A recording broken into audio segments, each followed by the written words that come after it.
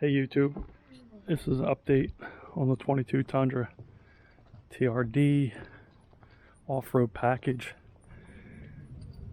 9,000 mile update. So I got a chance to take it out this weekend, did about 600 miles, pulling a 2,000 pound trailer. It was a side-by-side with the trailer, total 2,000 pounds. Myself and the gear inside put in for about another 400 pounds, and we were getting highway speeds 77 miles an hour, 80, and we were averaging about 13 miles a gallon. I got a chance also to look at the rear backup camera again, and initially I thought I couldn't zoom in on the hitch with the camera. Well, I guess when you get out there and actually use the truck, you get more familiar with the technology and the infotainment system. So I did find a way where you are able to get a better view of this.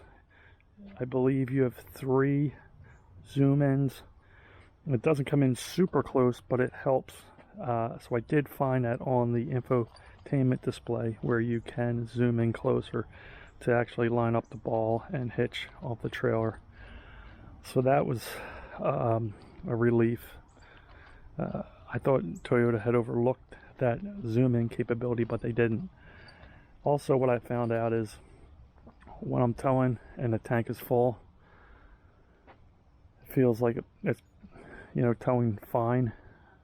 Now, what I had some experience with, and I don't know if it was the road or the fact that I went down in the amount of gas I was carrying. So I would start to get towards half tank, and on occasion it would feel like the trailer was shaking the back of the truck. So I had bought a hitch, not this one, but one that has the rubber dampener in it from Gen Y. It's about a $200 hitch, and I tested that out this weekend, not only on the highway but also on forest roads. The speed was about 30 miles an hour, and I can report back that between the highway and the forest roads, I could not feel the back of the truck shaking. And I wonder if it was the trailer shaking the truck in combination with the coil springs.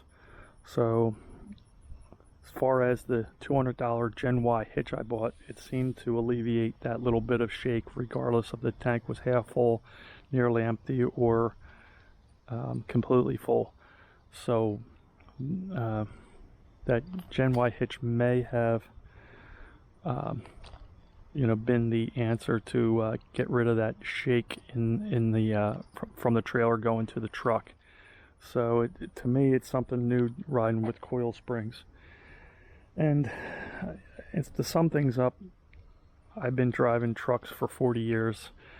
I had the previous generation Tundra. I had 92,000 miles on it.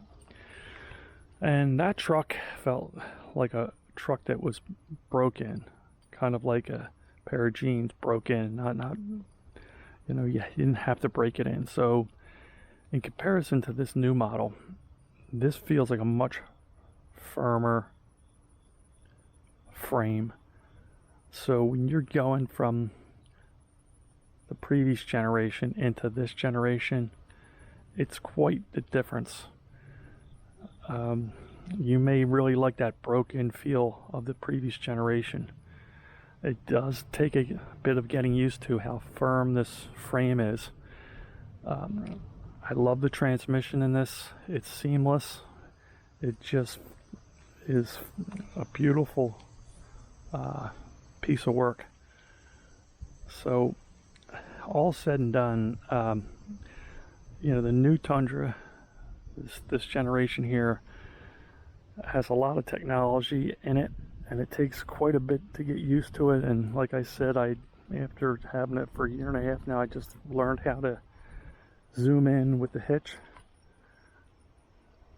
The ride is is a truck. It's a firm, it's a big vehicle. It's nothing like a SUV, luxury, smoothie, soft suspension.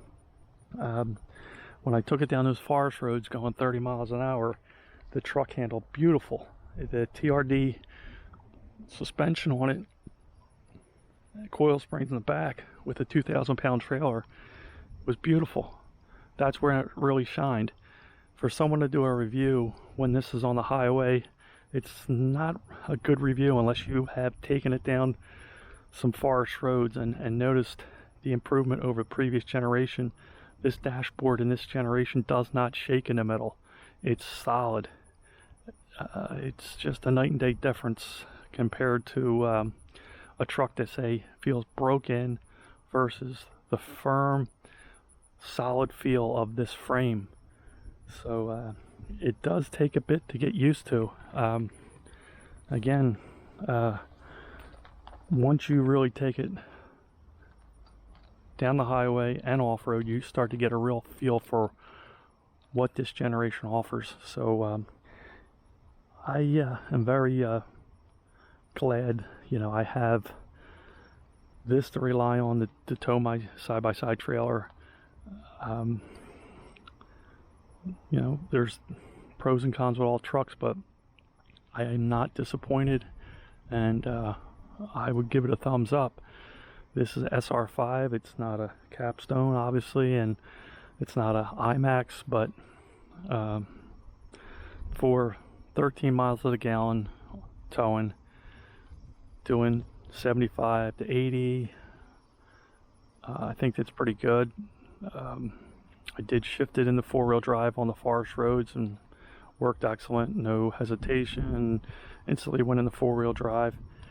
And as far as, you know, with no trailer on the back, I'm getting 21 mpg at 75 to 80 miles an hour.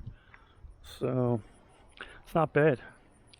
So that's the update, and long story short, very pleased, and have probably the recall work coming in October to take care of the fuel line or something that's rubbing in the back. I didn't get any notice yet, but I expect to get it sometime in October. So that's the summary of the 9,000 mile update. All right, YouTube, have a good one.